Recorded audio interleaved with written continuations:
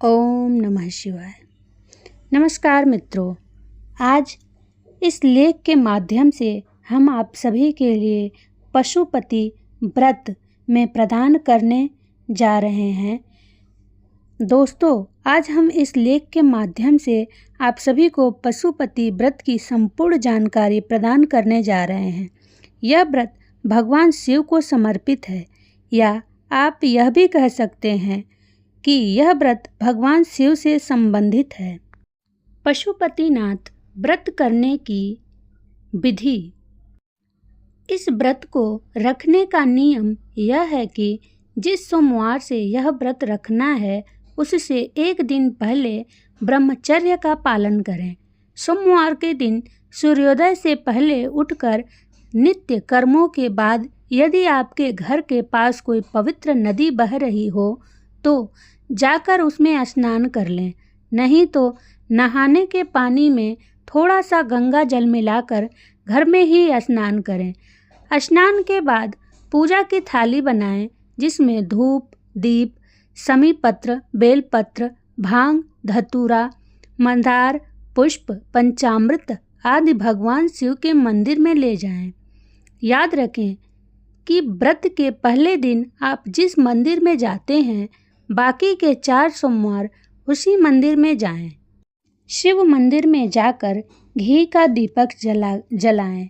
हो सके तो मिट्टी या आटे का दीपक भी बनाया जा सकता है। हो सके तो शिवलिंग के आसपास की जगह को अच्छे से साफ कर लें।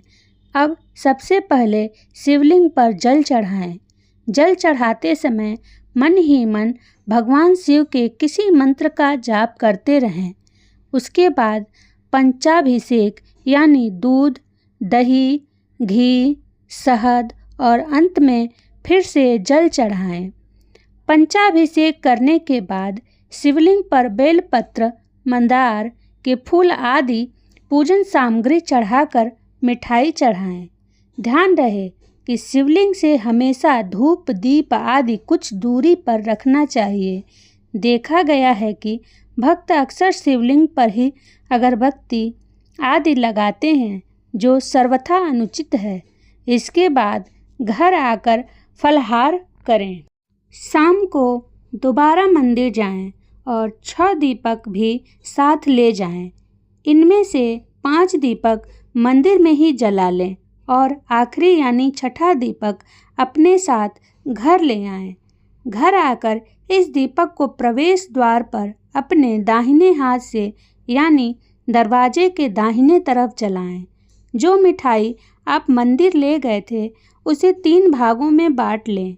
2 भाग मंदिर में ही भोग लगाएं और तीसरा भाग घर में लाकर भगवान शिव को अर्पित कर प्रसाद के रूप में ग्रहण करें।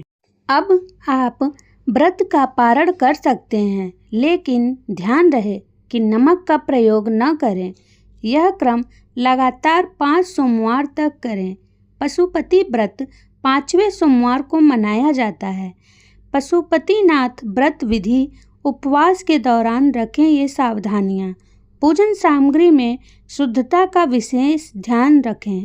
शिवलिंग पर चढ़ाए जाने वाले पत्र, मंदार के फूल आदि साफ होने चाहिए और ध्यान रहे कि पत्ते कटे या फटे नहीं होने चाहिए। कुछ धार्मिक मान्यताओं के अनुसार सोमवार के दिन बेलपत्र नहीं तोड़ना चाहिए। इसके लिए एक दिन पहले यानी रविवार के दिन बेलपत्र तोड़कर सुरक्षित रख लें। भगवान शिव को प्रिय यह पशुपति व्रत निश्चय ही सभी मनोकामनाओं को पूर्ण करने वाला है। व्रत के दौरान काम, क्रोध, लोभ, मोह और अहंकार जैसे विकारों से दूर रहें। व्रत के दौरान भूल कर भी कभी भी तामसिक पदार्थों का सेवन नहीं करना चाहिए। वैसे तो कभी भी हिंसा नहीं करनी चाहिए, लेकिन इस दौरान कभी भी इंसान या किसी जानवर के साथ हिंसक व्यवहार नहीं करना चाहिए। महिलाओं और बच्चों को सम्मान दें और किसी भी प्रकार के अनावश्यक वाद विवाद और कलह में न पड़ें। पशुपति व्रत कब नहीं करना चाहिए? वैसे तो कोई भी व्यक्ति पूरी श्रद्धा से इस व्रत को कर सकता है, लेकिन यदि कोई बीमार है या वृद्धावस्था के कारण इस व्रत को करने में असमर्थ है तो उसे इस व्रत को नहीं करना चाहिए। गर्भवती महिलाओं को यह व्रत नहीं करना चाहिए और मासिक धर्म के दौरान ऐसी महिलाएं अपने पति के न होने पर अपने पुत्र से पूजा का कार्य करवा सकती हैं। इनके लिए केवल पूजा विधि ही वर्जित है, अन्यथा ये व्रत भी रख सकते हैं। पशुपति व्रत कितने करें? मुख्य रूप से सभी को 5 व्रत करने चाहिए। बात का ध्यान अवश्य रखना चाहिए कि जब से आप व्रत शुरू करें उस दिन सोमवार होना आवश्यक है। उसके ठीक 5 सोमवार बाद व्रत को पूर्ण करें। आइए सुनते हैं पशुपतिनाथ व्रत कथा। कथा शुरू करने से पहले अपने साथ कुछ चावल के दाने लेकर जाएं और ये चावल उन सभी लोगों को दें जो एक साथ सुन रहे हों और जब कथा समाप्त हो इन चावलों को मंदिर में चढ़ाएं। इन्हें इधर उधर ना फेंकें।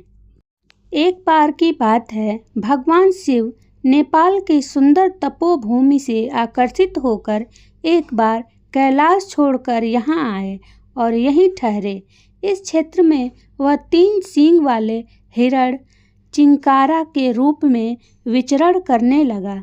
इसलिए इस क्षेत्र को पशुपति क्षेत्र या मृगस्थली भी कहा जाता है। शिव को इस तरह अनुपस्थित देखकर ब्रह्मा और विष्णु चिंतित हो गए और दोनों देवता भगवान शिव की खोज में निकल पड़े। इस रमणीय क्षेत्र में उसने एक देदीप्यमान मोहक 3 सींग वाला मृग विचरण करते देखा। उन्हें मृग रूपी शिव पर शक होने लगा। योग विद्या से ब्रह्मा जी ने तुरंत पहचान लिया कि यह मृग नहीं बल्कि भगवान आशुतोष हैं। तुरंत ही ब्रह्मा जी उछल पड़े और मृग के सींग को पकड़ने की कोशिश करने लगे। इससे मृग के सींग के 3 टुकड़े हो गए। उसी सींग का एक पवित्र टुकड़ा टूटकर यहाँ पर भी गिर गया, जिसकी वजह से यहाँ महारुद्र जी का जन्म हुआ, जो आगे चलकर पशुपतिनाथ जी के नाम से प्रसिद्ध हुए। भगवान शिव जी की इच्छा के अनुसार भगवान विष्णु ने भगवान शिव को मोक्ष देने के बाद नागमती के ऊंचे टीले पर एक लिंग स्थापित किया, जो पशुपति के रूप में प्रसिद्ध हुआ। हर हर महादेव, जय भोलेनाथ। अगर आपको वीडियो पसंद आए तो प्लीज़ लाइक, कमेंट, शेयर और सब्सक्राइब ज़रूर करें।